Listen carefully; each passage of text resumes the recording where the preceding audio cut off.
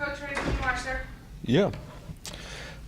Thanks for being here today. Want to start by expressing my thoughts and prayers to St. Louis and the St. Louis community and to all those affected by the tragic events of yesterday. Just such a shame for us to continue to have to face these types of stories and issues. For me, it's not political at all. It's about protecting the future of our country, and our children are our future, and we cannot continue to live like this. We just can't. You know, I talk to our staff and I talk to my wife. It's all the time about, it's not about who's right, it's about what's right, and we need to get this right. We've got to figure out how we can protect our kids from walking into schools afraid. That should be the last thing on their mind when they're walking into a school to learn and to grow and to mature and to become our future. And so I'm just asking for all of us to instead of picking sides and picking and pointing out all the issues, let's find solutions.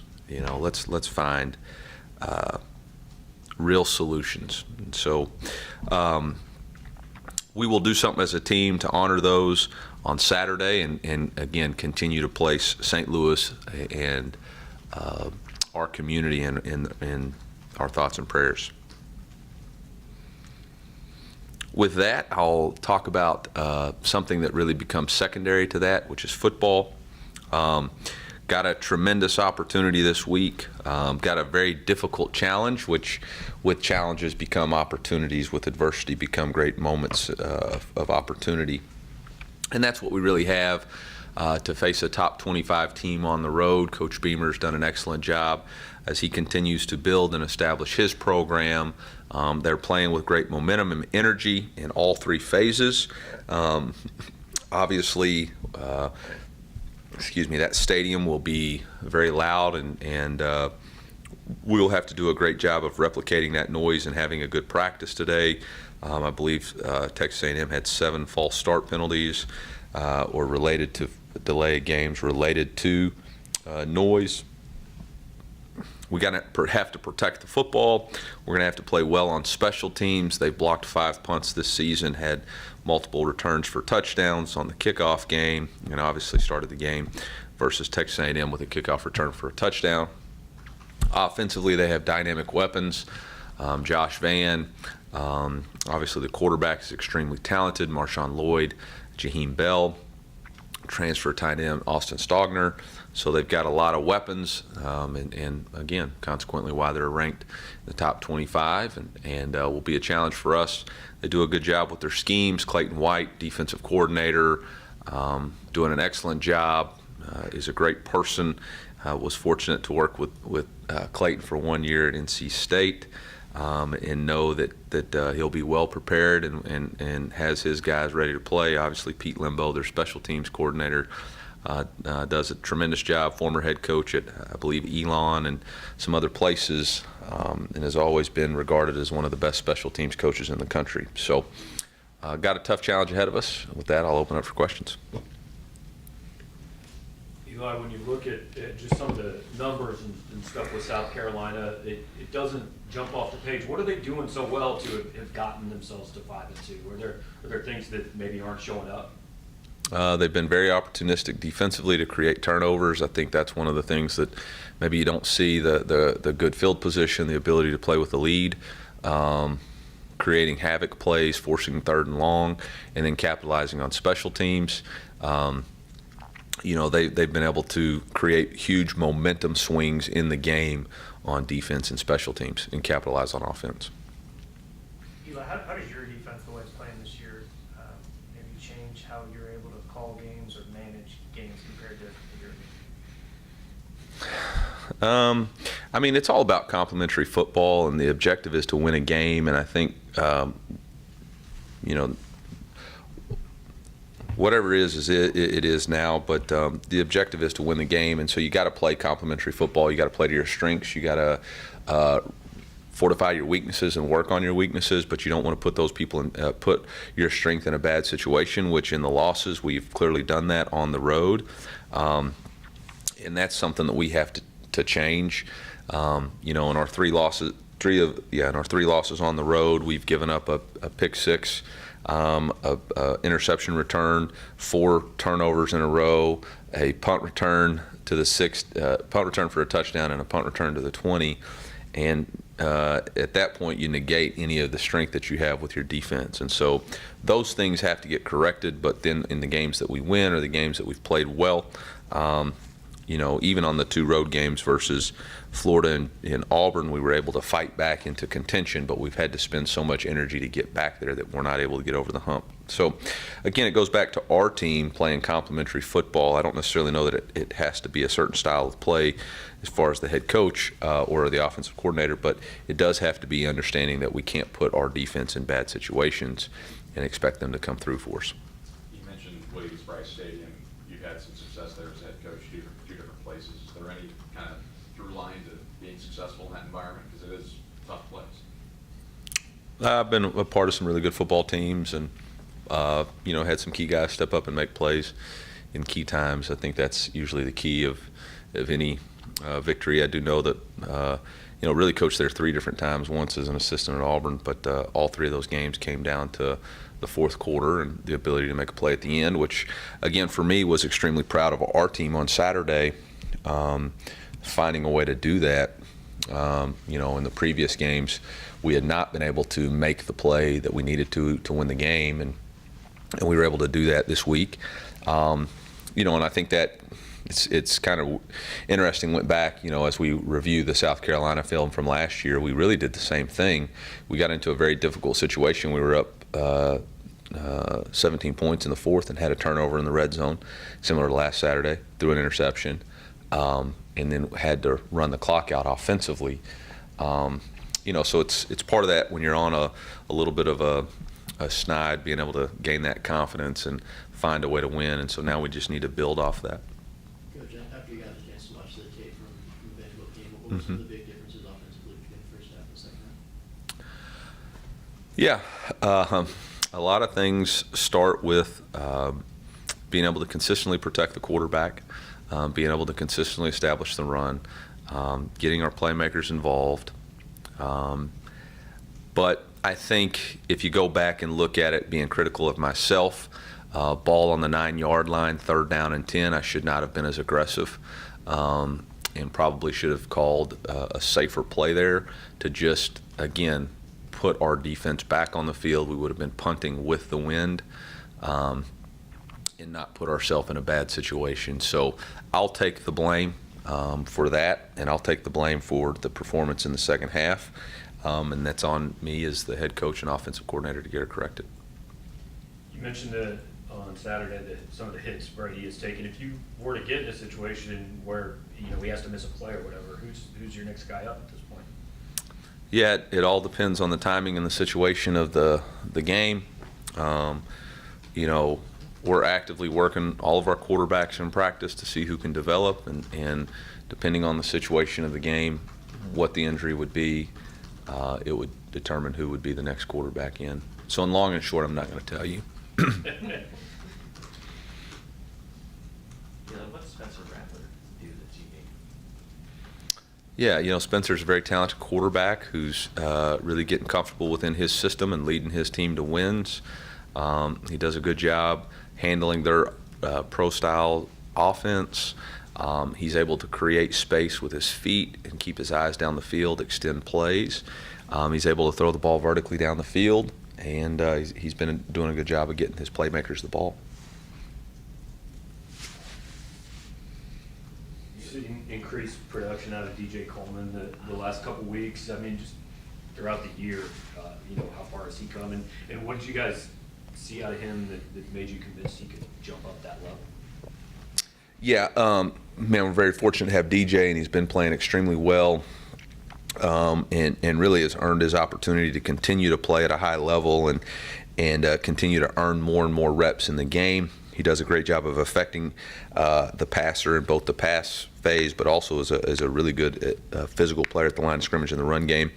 You know, when he put his name in the portal, he was in there for a while, but as we continued to watch the tape and really tried to measure the games versus Power 5 opponents as best we could, we noticed the influx of weight and felt like when he really played well, I believe it was 2 years ago against Florida State, his weight was up, and then last year towards the end of the season his weight had really dropped. And we just felt like with Coach Russell and Liz, our nutritionist, and Coach Russ, our strength coach, if we got him here in June, we really felt like we could get him to that 260, 265 where he could play very sturdy in the run game, and obviously has the length and the quick twitch to affect the passer.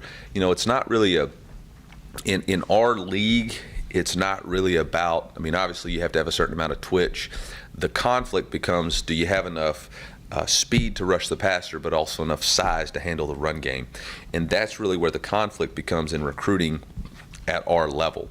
That's why there's so many people that can maybe play at other conferences that don't have to face the size that we do in the offensive line in the trenches in the run game.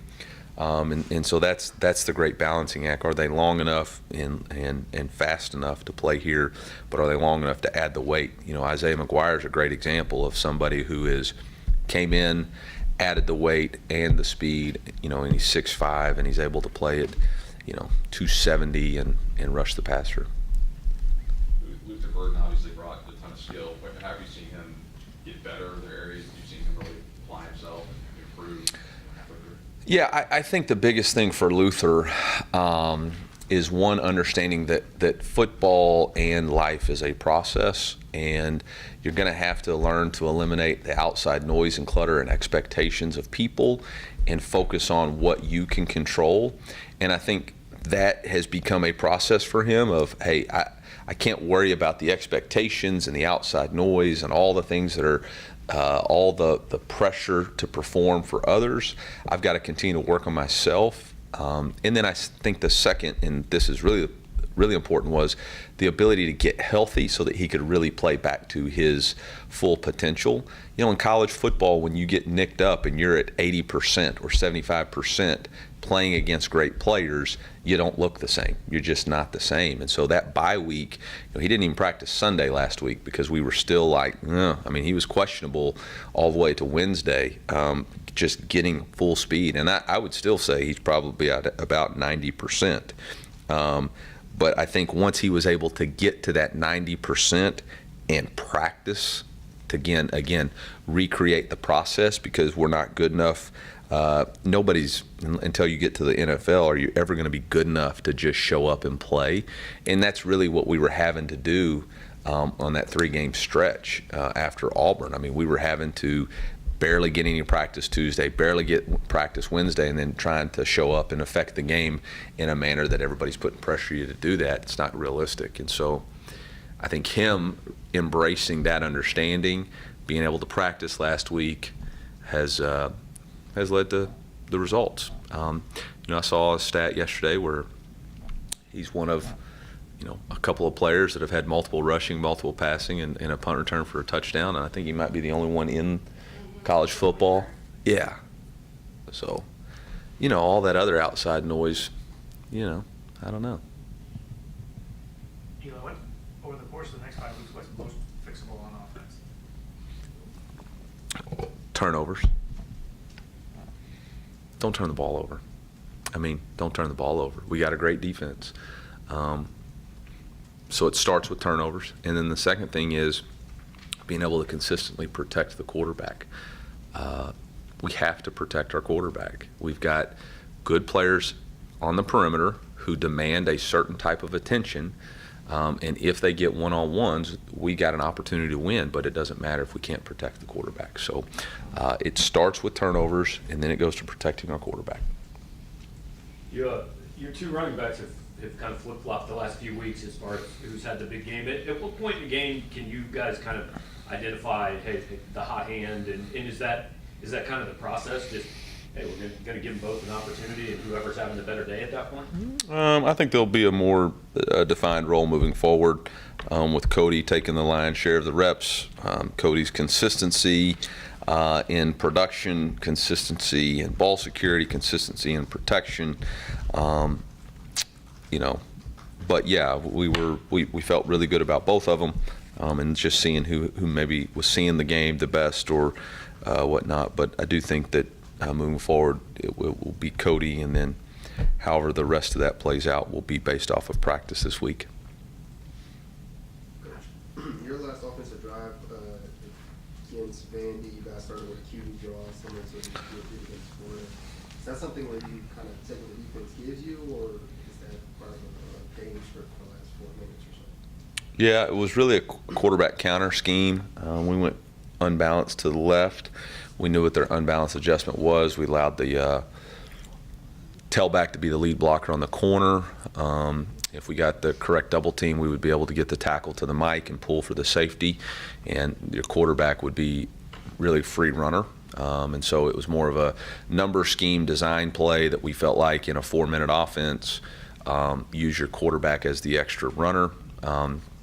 We had not been running the outside zone particularly well, and so it was kind of like, all right, what at this point in this situation, what can we execute? I think the next play was inside zone, which went for -1, and then the third play was a shot down the field, Damo.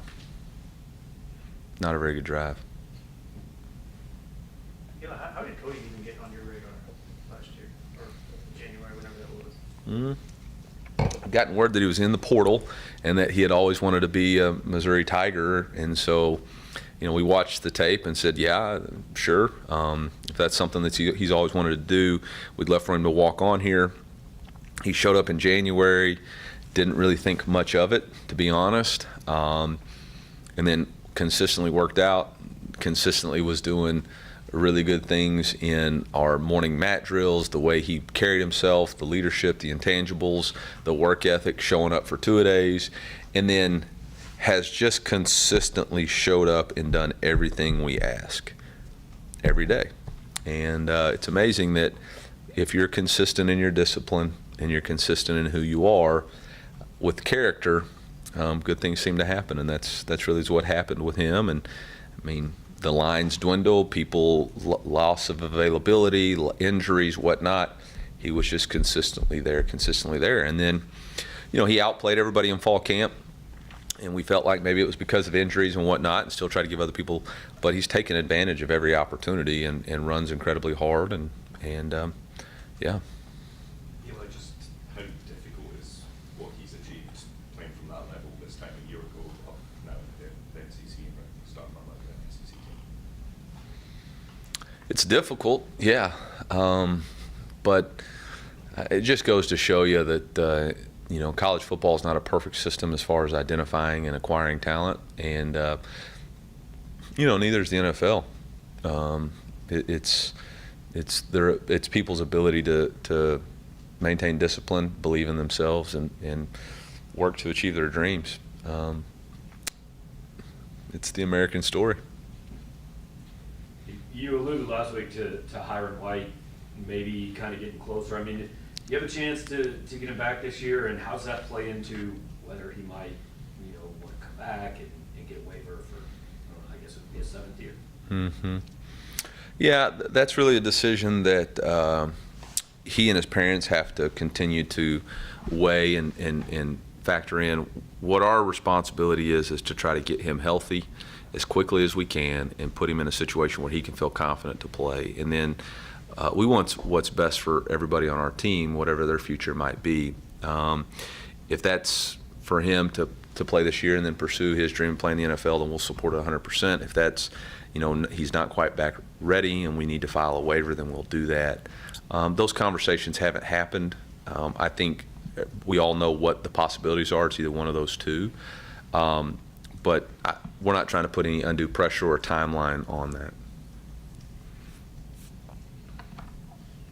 Could you ever see yourself being a head coach and not calling plays? Yeah, boy, I dream about it all the time, honestly. Usually on third downs, I'm like, why do I do this to myself? Yeah, I'm not opposed to that in any realm at all. Again, as you continue to grow and develop as a head coach, you look back and see the things that you're doing well and the things that you go, oof, okay, I got to improve on this. Okay, maybe there's a weakness here or a blind spot there that I'm continuing to grow at. So absolutely, I could see myself doing that if the timing was right or the right people or the right scenario and situation. I think one of the things that I've accepted the challenge right now is that this is a situation that I've created and I need to fix it. And it's not somebody else's responsibility. I can't walk out of that room right now because it's not working. I've got to dive in there with everybody and say, okay, what can we do? How can I help these guys? And so whatever the future might hold as far as that, we'll decide at the end of the season. But I'm not opposed to it. What I want to do is win football games. I believe there's a certain style that we want to have offensively, which is rhythm, attack, execute. Right now we don't play with rhythm. When we attack, we're having trouble protecting, and we're not really attacking the way we want to in the red zone or in the run game. So, whether that's bringing back the wishbone next year and doing it with those three things or whatever, that doesn't faze me. It's, I think I really feel strongly about the way we've handled and approached and been able to improve the defense, and now I've got to continue to do that in our program. I think when I look back on where we're at now, we've improved in recruiting, we've improved in our strength and conditioning, we've improved in nutrition, we've improved in defensive football, we've improved in fan attendance, we've improved in facilities, we've got a new indoor that'll be open up in June, and now it's about, okay, there's some other things that are lacking and what is going to be the best approach to improve them.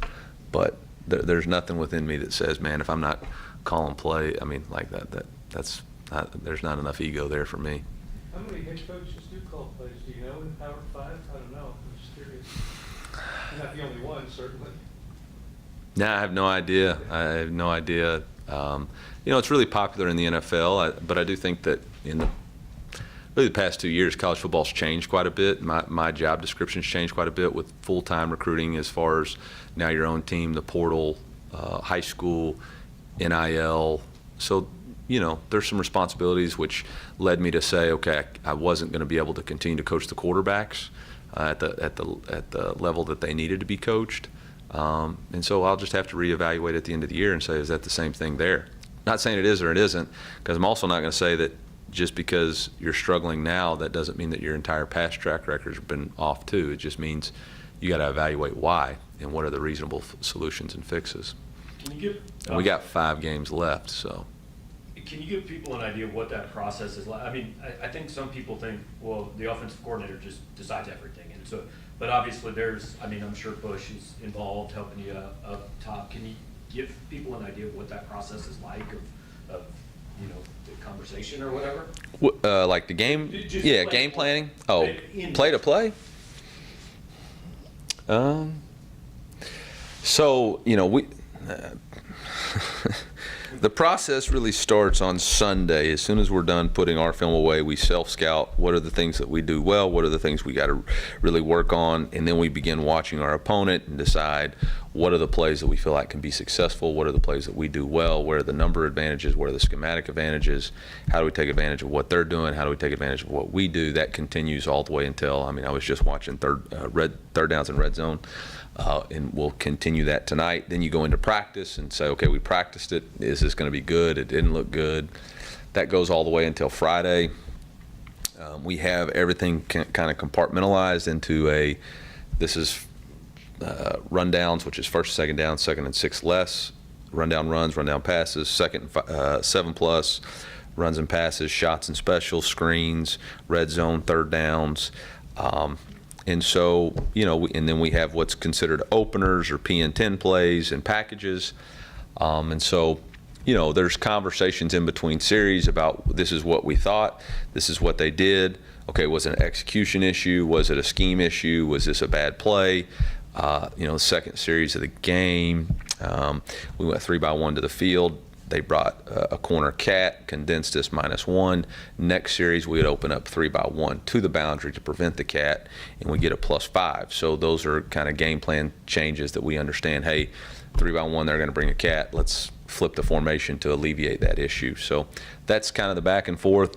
You know, a lot of times when you're really struggling in the second half, it's kind of crickets on there, and you got to dig deep and figure out what can you do and what gives you guys the best chance. Football is a game of confidence, and our confidence got shaken. We got to continue to build confidence. We got to remind our guys what we are capable of and what we're capable of doing, and then, you know, show them these are where we have to improve, starting with me.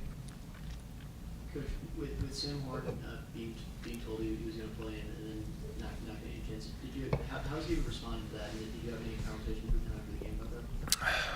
Yeah, Sam was clearly told that we would like to get him in the game, depending on how the game played out, and that was the plan.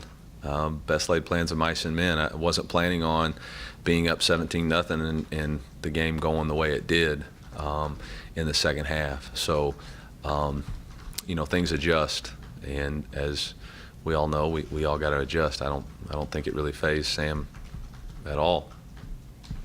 Is there a scenario where he gets in on Saturday? There's probably 100 scenarios in this game. So, yes. Will I tell him that he's for sure going to play? No. Could he play? Absolutely. Yep. Anything else for Coach? Thank you, sir. Everybody loves The backup.